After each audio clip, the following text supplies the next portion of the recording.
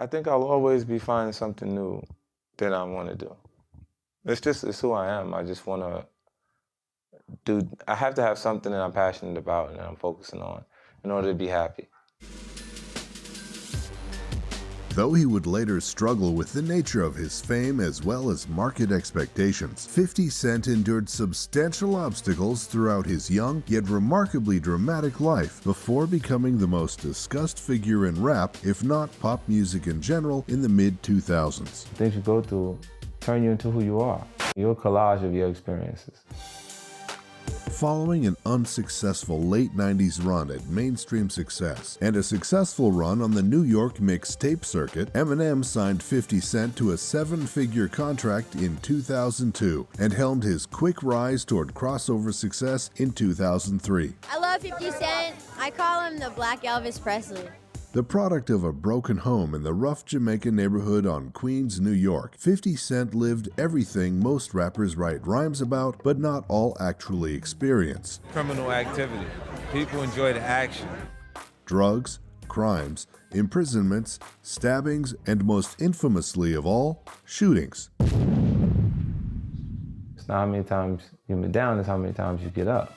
If 50 Cent was a superhero, then the shooting was the creation myth. It's the moment where Peter Parker gets bitten on the neck by the radioactive spider. 50 Cent may have fit the mold of a prototypical hardcore rapper, but he could also craft a catchy hook. As a result, his music crossed over into the pop market, appealing to those who liked his roughneck posturing and rags to riches story, as well as those who liked his knack for churning out sing-along club tracks. He's contributed great work over the years. He's contributed absolutely brilliant work.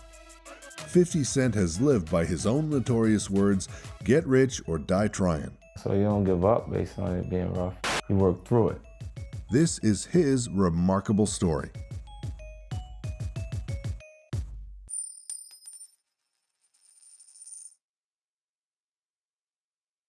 Music, I think, is what's really amazing about it is how it breaks language barriers.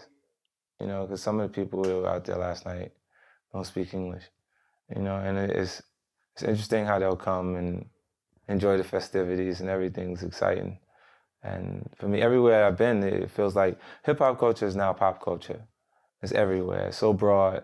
You know, originally it was something that was in New York, you know, and it grew outside of that, and it's everywhere. So, you know, I was blessed with being there to kind of experience some of the early stages of it. So not actually participate, but be influenced by it and have it, you know, play around me from when I was really small. And now, I mean, it's exciting to go and do different things in film and to develop interest in different areas in art and have the ability to go after it. It's amazing. It feels great. Everybody that you talk to potentially has a story to tell.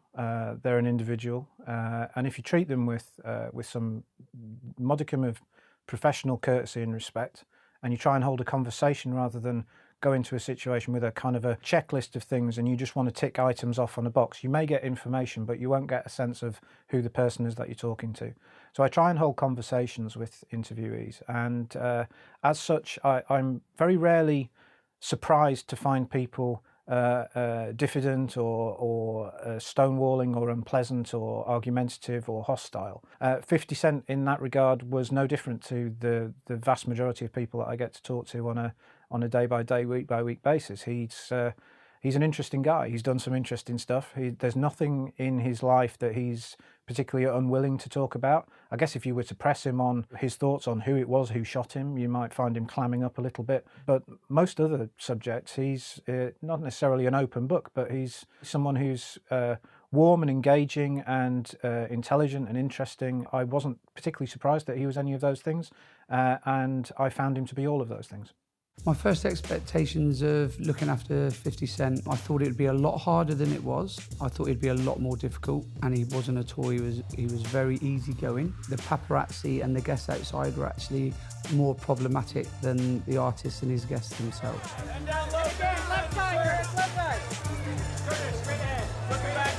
50 50 Cent is so relaxed when he looks at a venue. We had him in a venue where there was a hole in the VIP wall. It's always there.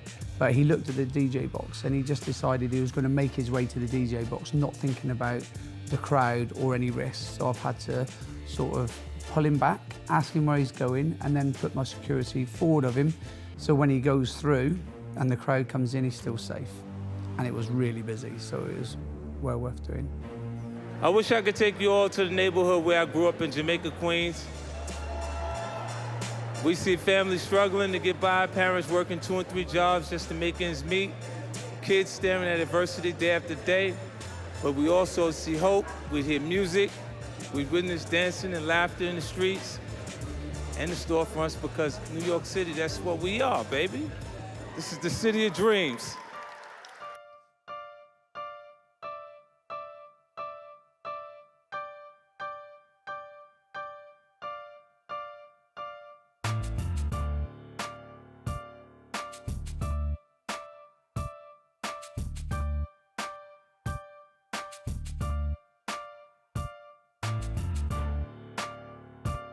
Curtis James Jackson III was born and raised in the South Jamaica neighborhood of Queens, New York City. He was raised by his mother Sabrina, who gave birth to him when she was 15. A cocaine dealer, Sabrina raised Jackson until she was murdered when Jackson was 8. She lost consciousness after an unknown assailant drugged her drink. The assailant then turned on the gas and closed the windows of her apartment. Being deprived of a mother in Black America is actually a really horrible thing, because normally it's mothers who actually take care of the kids and the dads leave.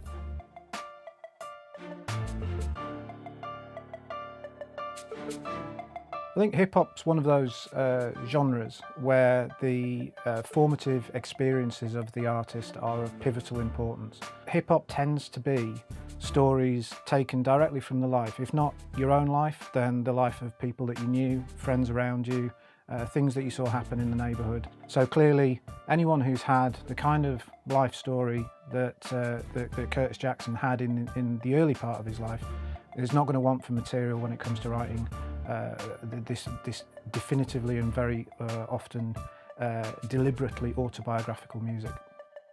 After his mother's death, Jackson moved into his grandparents' house with his 8 aunts and uncles.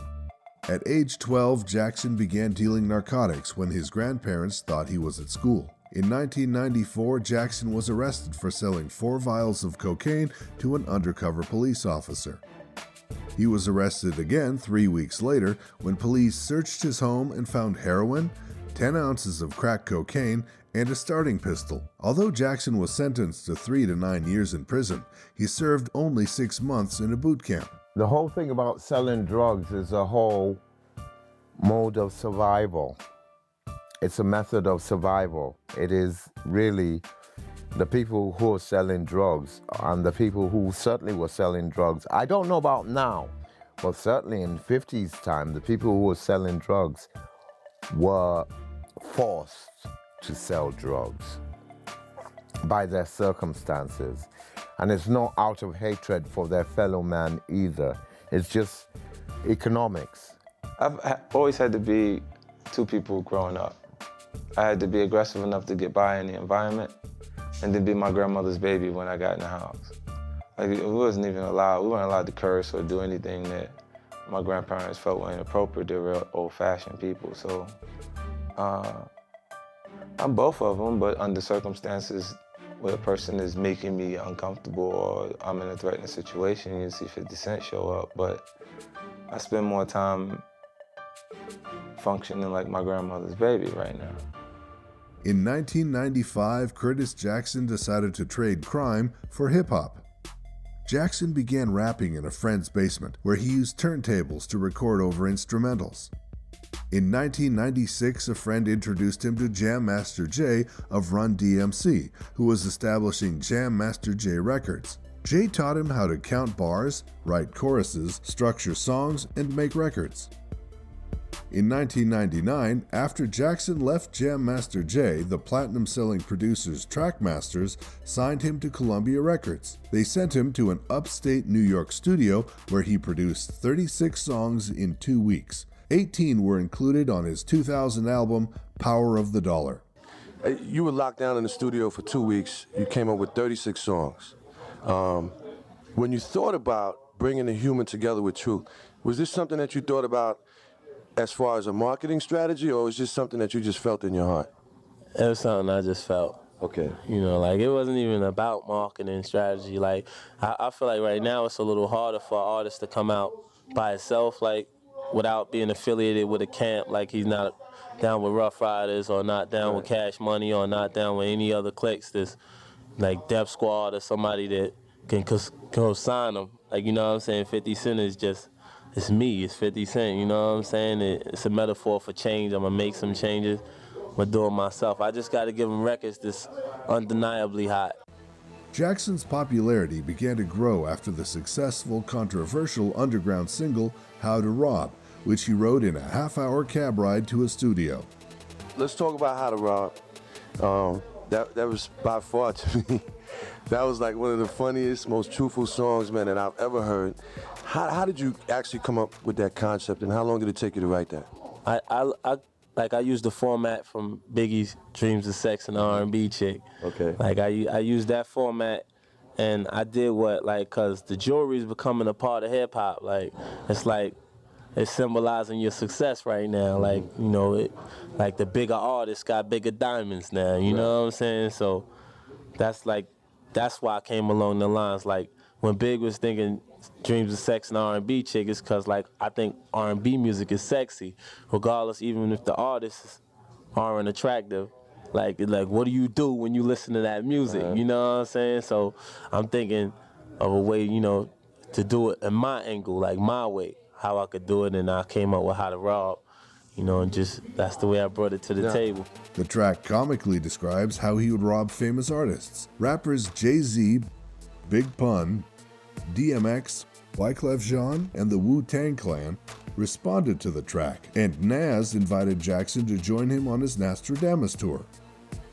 50's willingness to rap openly and brashly, and the attention How to Rob attracted, would come back to haunt him.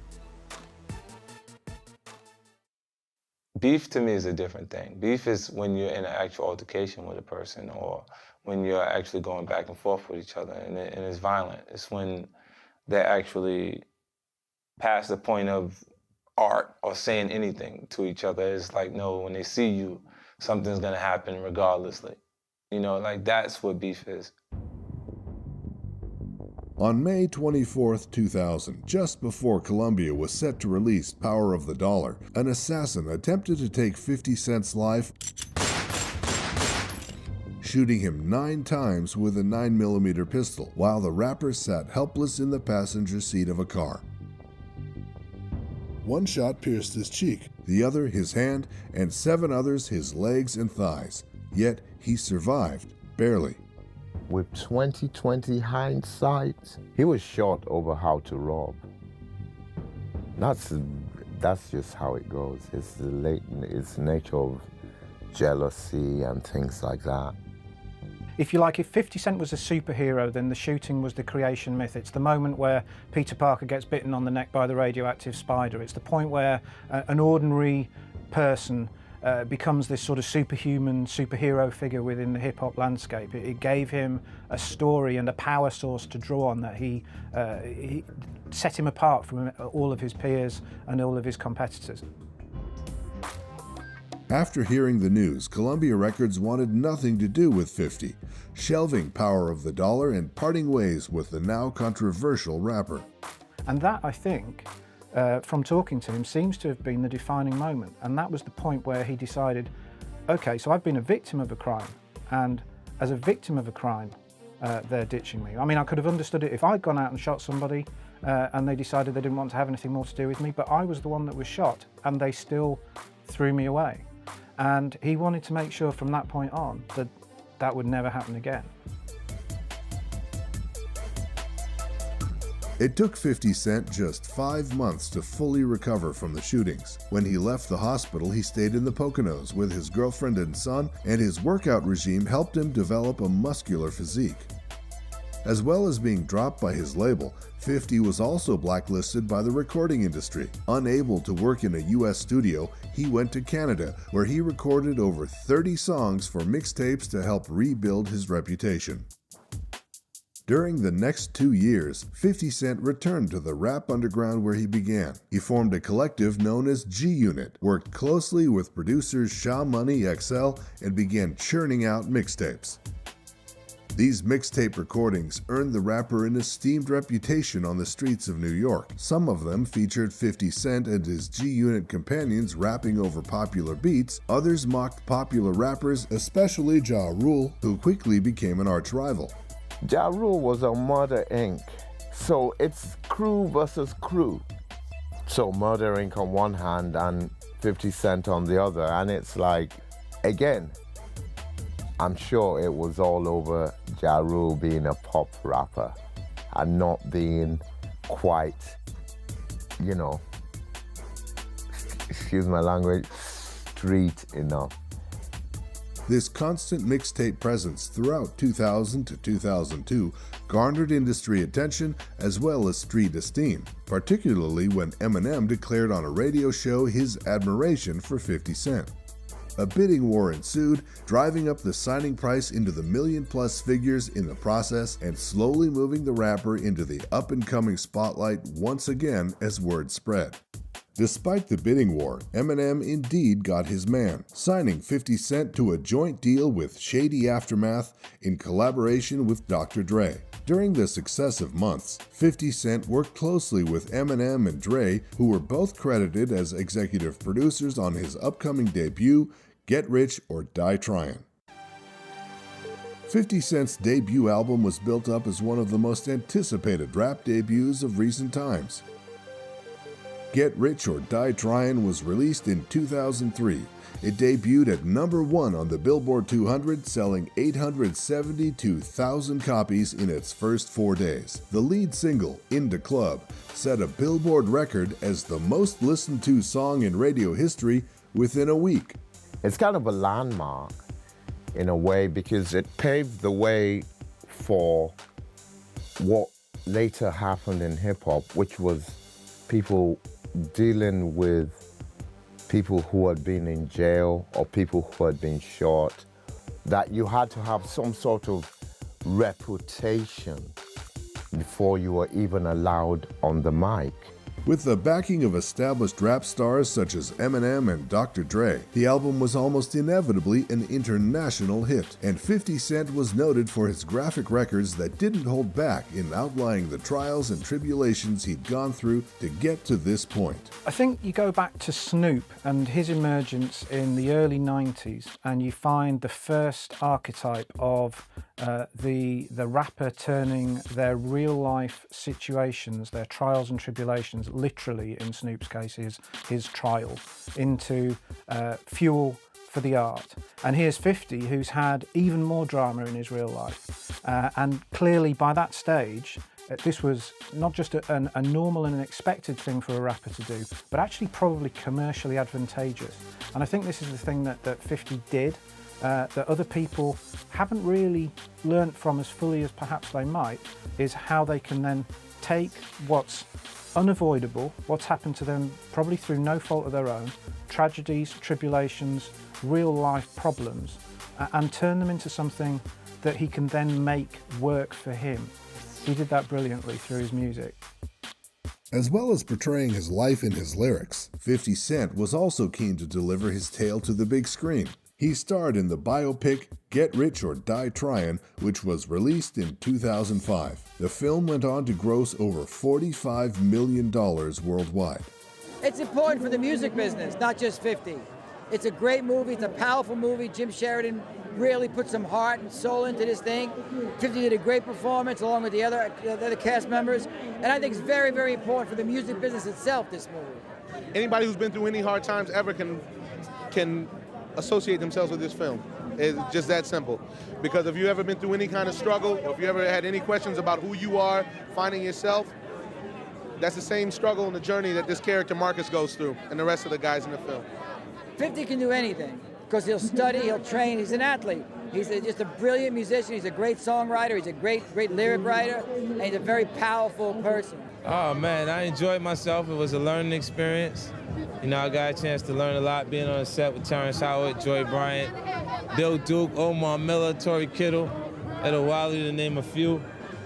I mean, in the future, if there's a screenplay that I come across that's as exciting as my life story is to me, I'll commit to it, you know. He's great. He's great. He's like a sponge. He soaked everything up.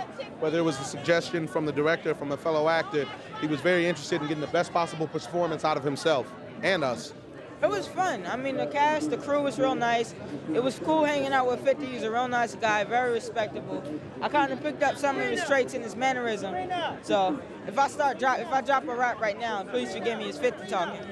I mean, it's an opportunity for people to get a good look at what the things I've been through in my life and make a decision on how they feel about me as a person based on this, opposed to the small things they receive through different media outlets. You know, back in the day, they're gonna be very surprised.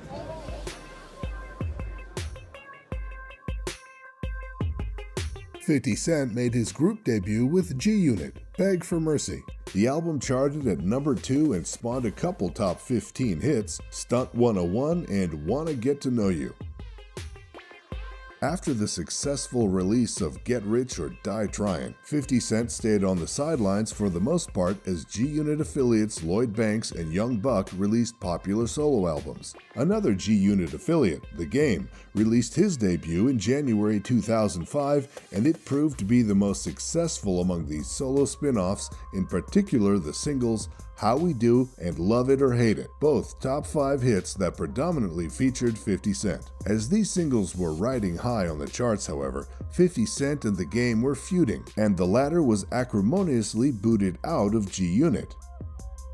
It's built into the language of hip-hop that you diss other people.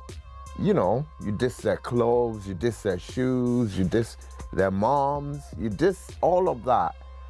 You know, but you do it wittily, and that's what you're supposed to do. It's always been a part of hip-hop culture. They started calling it beefing after Tupac and Biggie. You know, and the culture is so competitive in hip-hop, you had to be prepared to battle at any time. If you were an MC, which stands for microphone controller, you were able to get on at whatever point, and you would go back and forth and saying who could actually rock a crowd better than the other. In March 2005, 50 Cent released his second studio album, The Massacre. Nearly as popular as Get Rich or Die Tryin', The Massacre debuted at number 1 and went on to sell over 10 million worldwide, and spawned a series of smash hits including Disco Inferno, Candy Shop, and Just a Little Bit. When you release your second album, the knives are out. No matter who you are, the knives are out. And then you have to doubly impress people. By the time it came to Massacre, which I reviewed for The Enemy, it was something slightly different. Dr. Dre contributed, but he didn't do the whole album. And 50 Cent obviously intentionally did that because he wanted his own identity separate from a producer's identity. But I remember that I gave it 7 out of 10. And with hindsight, it should have been more. Because it's a more enduring record in its own way than Get Rich or Die Tryin'. The Massacre tends to get thought of as being in second place, if you like. It's the second album. We also didn't sell as well as the first one, and people tend to think maybe it wasn't as successful. I would argue it's creatively a much more successful record. There is a broadening of the themes, a deepening of the attitudes that he brought to his music, the relentless focus and drive on making it as work as meticulously and as smoothly as possible. There's some big songs on there that have become anthems. It was a success. It didn't sell as many copies, and I don't think that's the way to judge it. I think it's a better record. It's It's a record that would actually endure. But all he is speaking about on that record is, once again, massacring other MCs. After robbing other MCs, now he's going to massacre them. You know, it's hip-hop.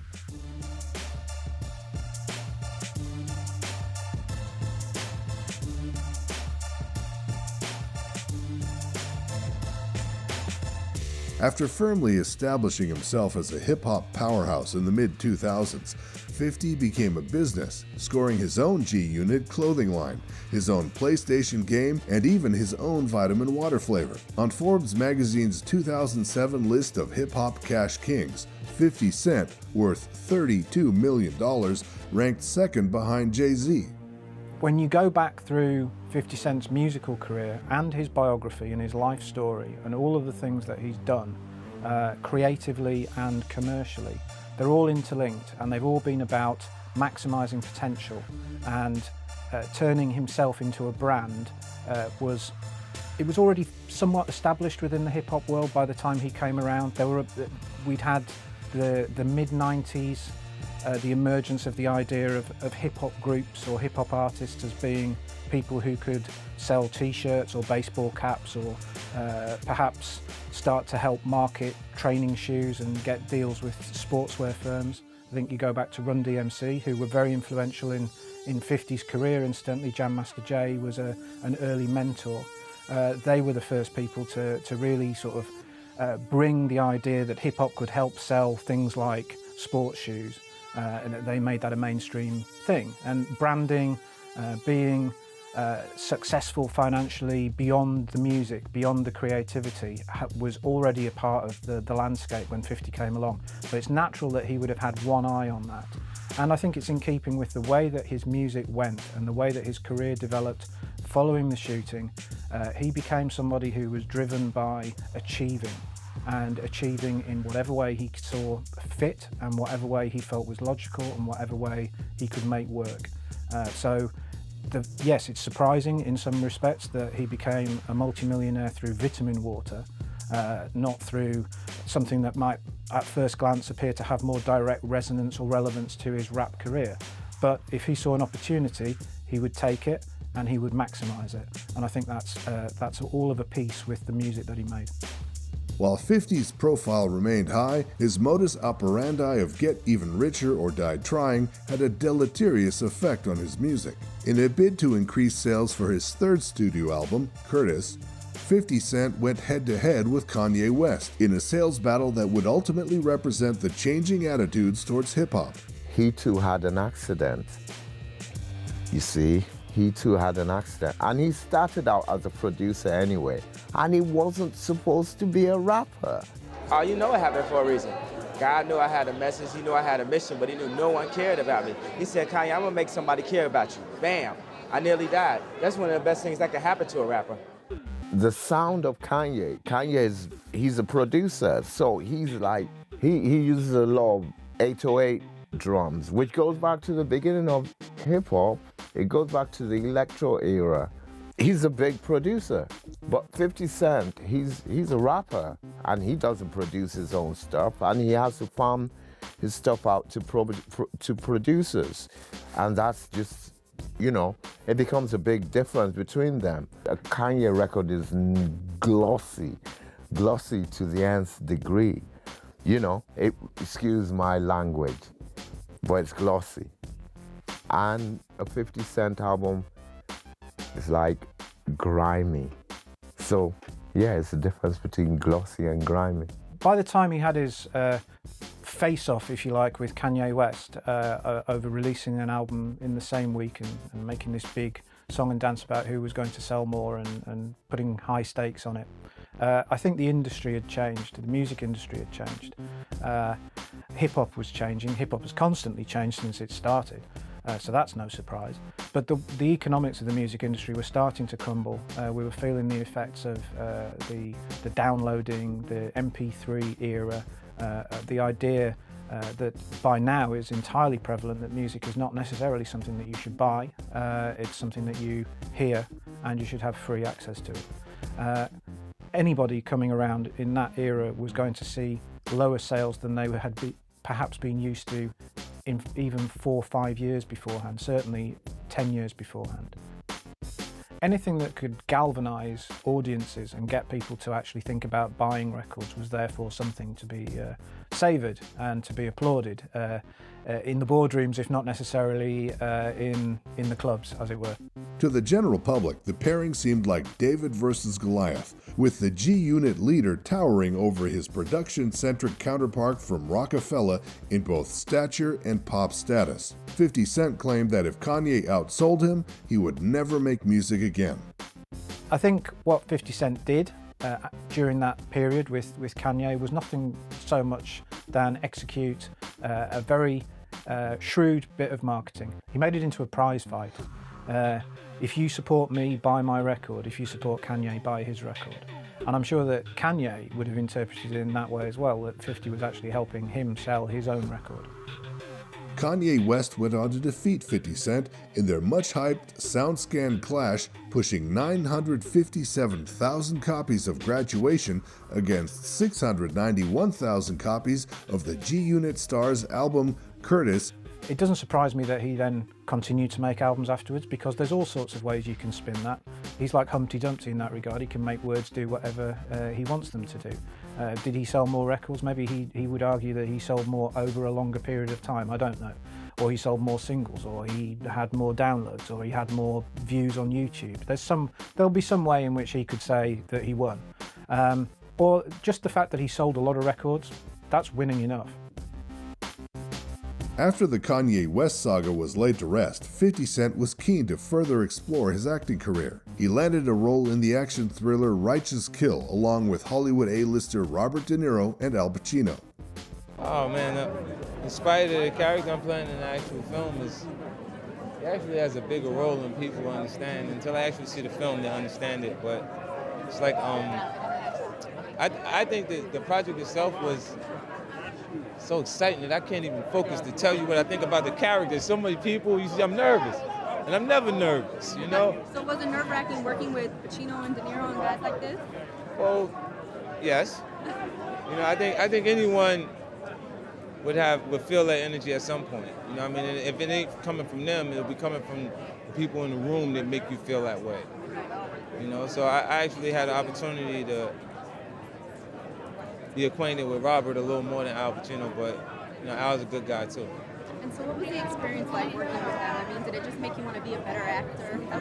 It was great. Like, I mean, I feel like I did a great job. If you ask them, they'll tell you I did too, because you know, but it worked out. The whole process was great. It's an amazing experience. So to go from Get Rich or Die Trying to this type of movie, I mean, what is that transition like? Well, I mean, since this, I've shot a film, Microwave Park, with myself, Val Kilmer and Sharon Stone. I did Home of the Brave, myself, Samuel Jackson, Jessica Biel, Brian Presley, and you know, a few projects that I'm proud of. I actually wrote, produced, and directed my first film, and it'll be out like late November, before I self-destruct. On its opening weekend, Righteous Kill opened at number 3, grossing just over $16 million behind The Family That Prays and Burn After Reading. Well, I think police officer movies generally have criminal activity. People enjoy the action in those actual films. I mean, and we have confirmation constantly from our news publications, and away from it actually being in the UK, confirmation will come from the web, where you get a chance to see that these things go on in the environments that they're making reference to. So it's like watching a film that's based on someone's true story or someone's life story. It's interesting even if it doesn't run parallel to yourself.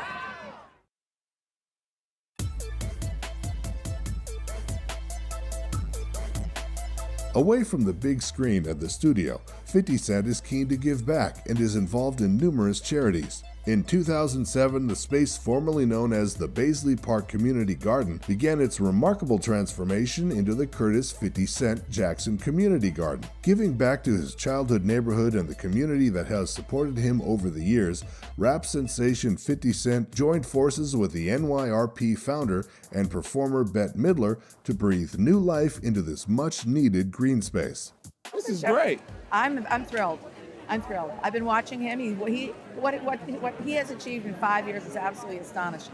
And the foundation that he has, the G-Unity Foundation that he has, is devoted to giving money to granting money to organizations that already exist that need a little help, a helping hand. And some of them, I've seen the list, and it's a fantastic group. So we knew he was serious, and when we came to him with this project, you know, it started out as a $250,000 project. It somehow wound up costing us a little bit more than that, and he never said, boo. He just said, oh, okay, anything you need, and because I think he's really devoted to the neighborhood, and I think he's really devoted to the idea that the kids have a place to come and learn about where food comes from and what's great about nature. So it's win-win.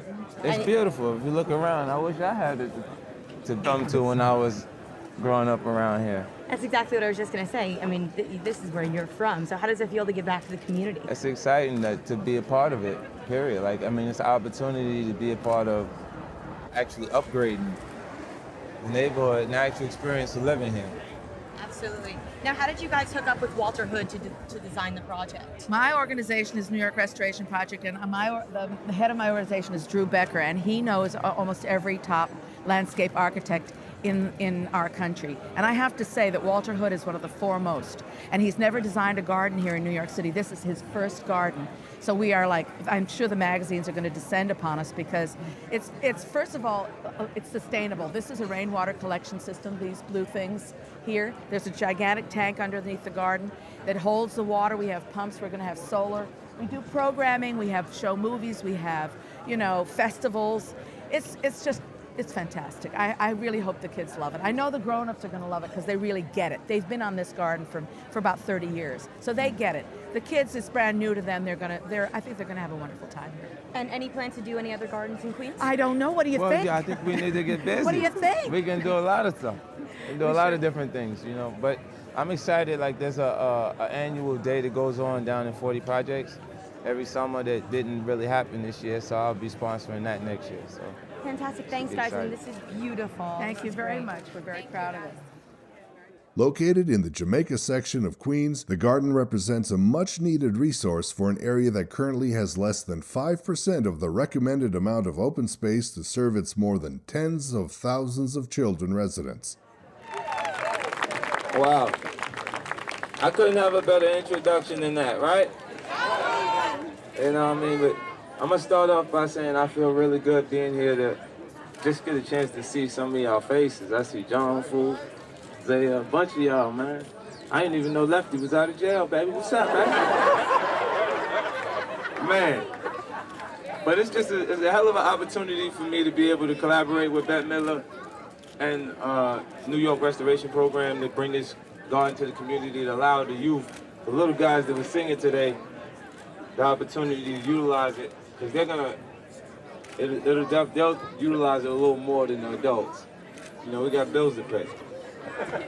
You know, so for them to have this opportunity to utilize it is great. You know, I feel like to be able to directly affect the experience of living here for them is exciting. You know, and also, you know, while I got the mic and I'm in front of everybody, you know, I'm looking forward to doing even bigger, better things in the actual community in the future. So they can look forward to, they can say this is the first thing that happened. You know, I already started in investigating, and I'll actually, well, this year we'll actually experience the first 50's first annual 40 Day down in 40 Projects, and also 50's first annual Baisley Day. You know? See, because we haven't had the opportunity, to be honest, it's just the money ain't around here the same way it used to be, baby. So we got to get it from somewhere else. You know, so we're going to make it happen the way we've been making it happen, right here. Thanks for coming.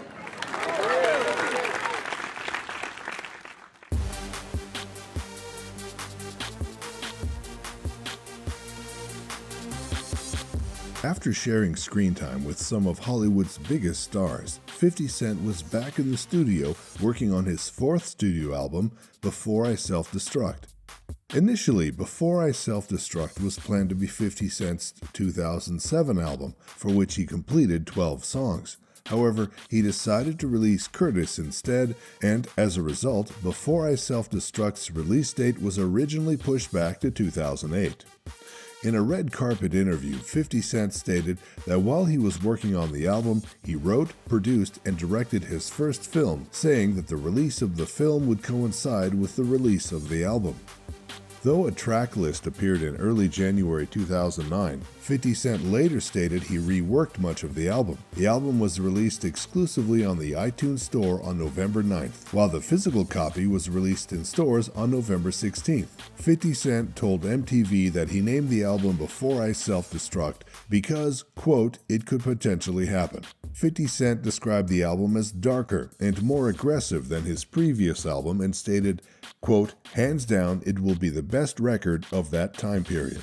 The album sold 160,000 copies in its first week, debuting at number 4 in the United States. By 2009, you're really talking about a completely changed landscape for the marketing and selling of music. And if 50 Cent has one key attribute, it's as a great branding, marketing, selling apparatus. He's a man machine when it comes to precision tooling his output and making it as successful as possible. Now, Before I Self-Destruct certainly didn't get the numbers that his earlier records had achieved, but then how could it?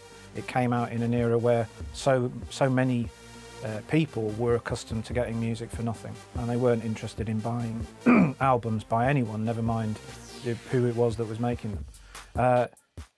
The numbers that it did, therefore, have to be seen within that context, and it's hard to argue that it wasn't as successful as other records of its type, even if it wasn't as successful as other 50 Cent records had been in the past.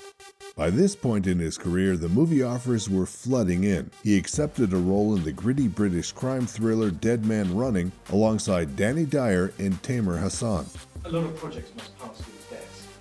What makes you decide what to do, and in particular with this film? Why did you decide to do it? Well, things that kind of speak to my lifestyle, you know, so I'll pass on things if it don't, like if I wouldn't actually utilize it or understand why a person would want it, I won't be involved in it. In the film project, Alex, the director, came out to talk to me about the project, and he was really impressive. Like he was more impressive than the script initially, because I didn't get a chance to read everything there, and then there was the slang in the actual script that was like, I don't understand this part.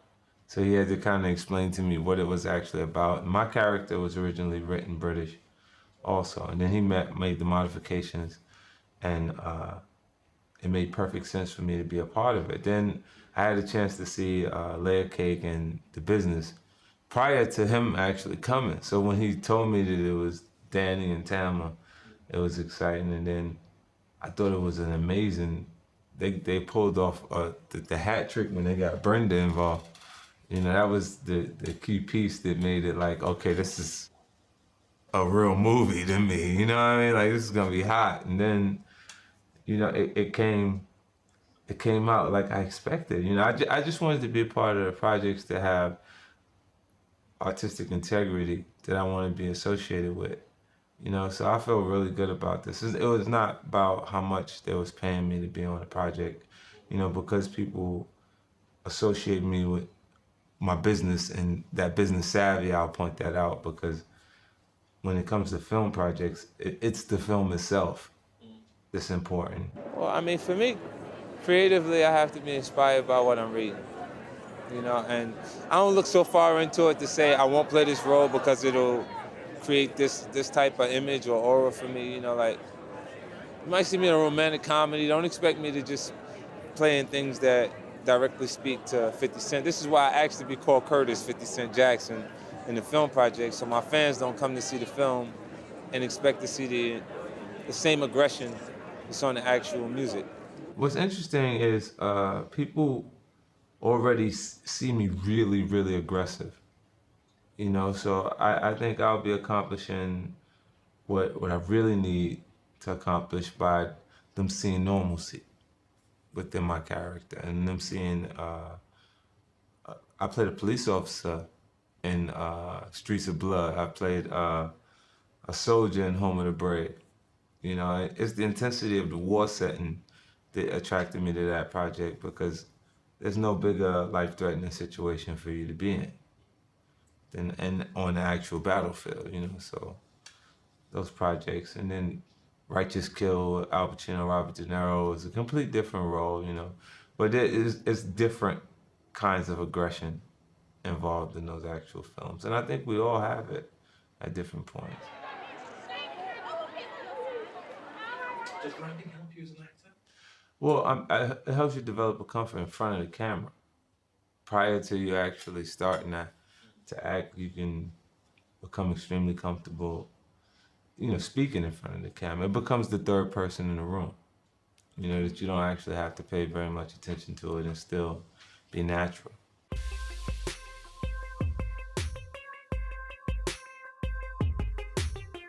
50 Cent's fifth album, Street King Immortal, was initially scheduled for a summer 2012 release and postponed until November 13. Disagreements with Interscope Records about its release and promotion led to its temporary cancellation. Its first promo single, New Day, with Dr. Dre and Alicia Keys, was released on July 27th. The song was produced by Dr. Dre, mixed by Eminem, and written by 50 Cent, Alicia Keys, Royce da 5'9", and Dr. Dre. My Life, the album's second promo single with Eminem and Maroon 5 lead singer Adam Levine, was released on November 26, 2012. In January 2014, Jackson said he planned to release Animal Ambition in the first quarter of the year, followed by Street King Immortal. On February 20th, he left Shady Records, Aftermath Entertainment, and Interscope, signing with Caroline Records and Capitol Records. According to 50 Cent, although he owed Interscope another album, he was released from his contract because of his friendship with Eminem and Dr. Dre. I'm a special case and situation. It's also because of the leverage of having the strong relationships with Eminem and Dr. Dre. They don't want me to be uncomfortable. They value our friendship to the point that they would never want to jeopardize it over that little bit of money. That day, he announced that Animal Ambition would be released on June 3rd and released its first track. The song Funeral was released with a video on Forbes.com. Produced by Jake One, it is a continuation of 50 Bars from a previous album. 2 more tracks were scheduled for release on March 18th. At South by Southwest in Austin, Texas, Jackson performed Hold On from the new album. That song and Don't Worry About It were released with accompanying videos on March 18th. According to 50 Cent, prosperity would be a theme of the album. This project, I had to search for a concept, a really good concept in my perspective, and that was prosperity. I outlined all the things that would be part of prosperity, positive and negative, for Animal Ambition. On May 14th, 2015, 50 Cent revealed in an interview that the first single from Street King Immortal would be previewed Memorial Day weekend and would likely be released in June. 50 Cent released Get Low on May 20th, 2015 as the lead single from his 6th studio album, Street King Immortal. The song, produced by Remo the Hitmaker, features vocals from fellow American rappers 2 Chainz and T.I., as well as American singer Jeremiah. So a new record in 2016, it's going to be an interesting listen. I don't know what to expect from that. I don't think anybody knows what to expect from that outside of 50's camp. Street King Immortal, new 50 Cent album, should be very interesting, as usual, because if he says he's immortal now, once again, he's gone beyond the limits set. You don't say you're immortal because you're then challenging people to actually take you down. But he's not going to be taken down. I think he'll be good. I hope he works with Dre, but I think there's so many young blood producers now that he doesn't necessarily have to work with Dre. He doesn't have to. And he'll pay them. And if he had to deal with Dr. Dre, there would be a slight clash. There'd be a clash because Both are now major domos in their own empires. And, you know, they'd have to come together and kind of knock heads a little.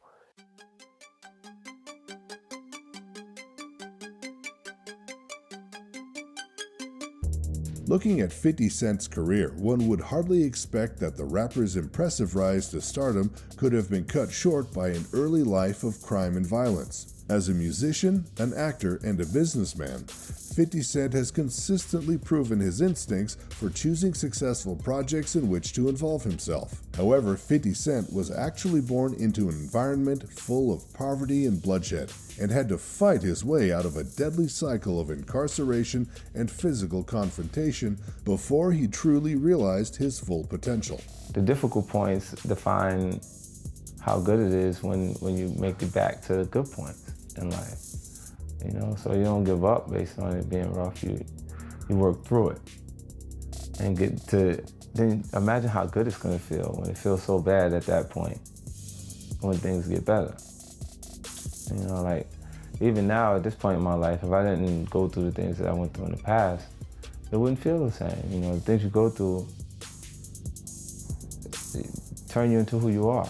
He came to prominence in an era where it was already understood that if you wanted to get fans of certain subgenres of hip-hop, you needed to make sure that there was something for them on your record.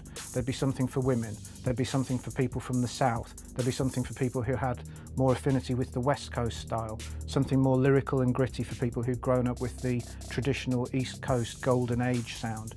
And he would put all of those things onto his records, and the people around him, Dr. Dre, Eminem, knew as well how to bring all of that out and to put it all on a record so that there was something in there for everyone. But he also did that with his lyrics, and he did that with the song themes and the structures. And it was a precision-tooled piece of work that he was able to manufacture because he wanted to make sure that it would reach as wide an audience as possible. Whereas many rap artists have often been critiqued for rapping about harsh subjects of which they possess little knowledge, 50 Cent lived the dangerous escapades he would later put in his songs. Although a rise into the higher echelons of Hollywood mellowed out his confrontational behavior somewhat, 50 Cent's early life began with a whirlwind of tragedy and treachery. And as a result, the multi-platinum selling artist's music depicts a gritty painting of his turbulent life. But is he considered a hip-hop great? I don't necessarily think 50 Cent is a legend of hip-hop, period. He's more of a legend for accruing money than he's a legend of hip-hop. I don't necessarily count him as a legend of hip-hop, but he's contributed great work over the years. He's contributed absolutely brilliant work, but he's not one of the legends. And that's what he's striving for. He wants to be the king. He wants to be, actually, put it this way, he wants to be Elvis Presley. 50's place in hip-hop history is an interesting one, and it's difficult to see exactly where he's going to fit when people are looking back 10, 15, 20 years hence and considering the competing merits of the different people of the era that he's been a part of. Certainly he's been one of the most successful, commercially successful artists to come out of the genre. Has he been one of the most critically acclaimed? No. Has he always made art that will rank alongside the greats, that will resonate down the ages? Not all the time. There are moments on his records and in his career where he stands shoulder to shoulder with the all-time greats. Perhaps not as many of them as would necessarily be needed to have him admitted into that upper pantheon of the all-time giants of the genre. And in a funny sort of way, perhaps the creative work that best exemplifies what he's about and that I would consider in many respects his greatest artistic achievement is his autobiography, his book. Which really does nail aspects of hip-hop culture, the ideas that rappers use, the drive and the motivation behind people to make this kind of music for that kind of audience in this era. He tells that better in the book than maybe he did on some of his records. Now, one could argue that means that the records perhaps don't deserve to stand among the greatest of all time. Well, maybe it means that the records are actually better than we all thought they were at the time, because we've now got this expanded context in which to place them, and we can see him perhaps more clearly as a more fully rounded artist, rather than perhaps this very driven, slightly calculating, perhaps slightly cold persona that we get from just the records on their own. I create goals for myself, and as I accomplish them, I move on to recreate new goals for myself. I think I'll always be finding something new that I want to do. It's who I am. I just want to I have to have something that I'm passionate about and that I'm focusing on in order to be happy. You know, and I move from one project to the next project to the next project. If there's nothing going on, like vacation for me is 2 days. I only need 2 days. After that, I start looking around like, why am I stuck here? When I'm on an island, wherever I'm at, I'm like, wait a minute, this is too much here. Like, what are we doing? Like, and I don't know if it's from the way I was brought up, but I gotta kind of be involved with, you know, things, what's going on and what I'm working on. He's had an interesting few months. We've seen him win all sorts of plaudits and significant critical acclaim for his acting in Southpaw alongside Jake Gyllenhaal, which is interesting in itself, because I felt that while he was fine enough in that film, he's been better in other films without people really taking that much notice of him. So that's good. He's got the acting thing starting to pay off for him, I think. Maybe we're going to see a bit more of that in him. Maybe he's got some stories that will feed into his music that have come from his absorption and establishment in that world. He's also declared himself bankrupt, and again, I wonder quite what the real story is there, whether we'll ever get to the bottom of it. There's a history, one would hesitate to call it a tradition, but there's certainly a route in the United States where people can use I think it's called the Chapter 11 bankruptcy procedures to essentially separate themselves from financial situations that they'd rather not be a part of. And I don't know whether declaring bankruptcy implies you don't have any money. I don't think that necessarily applies in this case. But he's going to have to address that. I think his fans would expect him to address that in this record. He's obviously someone whose conspicuous success over the years has been a big part of the brand that he's built following his first album, and for him not to at least start talking about why he went into bankruptcy and what that was for, and maybe either in a couple of lines dismissing the notion or joking about how he's been able to pull one over on people who were financially after him and out to get him, and he's now run away and stashed the loot somewhere. I don't know what his... I would expect there will be something in there, and it's going to be very interesting to hear how he tackles the changing narrative that he's been a part of over the last couple of years. So it's me sharing another portion of my experience in my life. That's been what my entire music career was about, writing things that I've experienced, seen, and been exposed to or subjected to on some level. So it just was, for me, the next level in presentation. Whatever path 50 Cent chooses to take, and with a new album on the way, fans of the New York rapper can look forward to their idol being around for many more years to come.